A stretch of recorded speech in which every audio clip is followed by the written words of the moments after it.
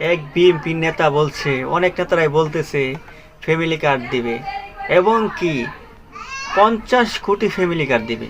আবার চিন্তা করে দেখেন মিথ্যে কথা, বাটপার কত বড় হয়, কত ধরনের বাটপার হয়। মানুষই আমরা 17 কোটি, এখানে 50 কোটি ফ্যামিলি কার্ড দিব, তাও আবার মহিলাদের, পুরুষদের দিবে না। তো মহিলার কত কোটি আছে? 9 কোটি মহিলা আছে, 50 কোটি ফ্যামিলি কার্ড দিবে।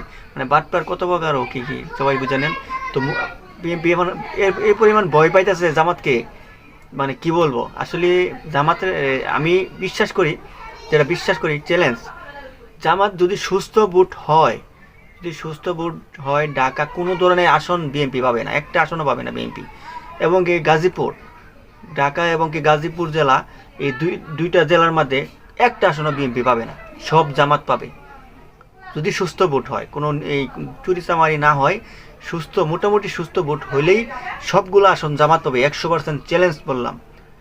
যদি জামাত না যায়, যদি সুস্থ ভোট হয়, যদি জামাত না যায়, জামাত নিয়ে আর কোনো দিন ভিডিও করবো না নেক্সট টাইমে। তো ভিডিওটা সবাই শেয়ার করে দেবেন ইনশাল্লাহ।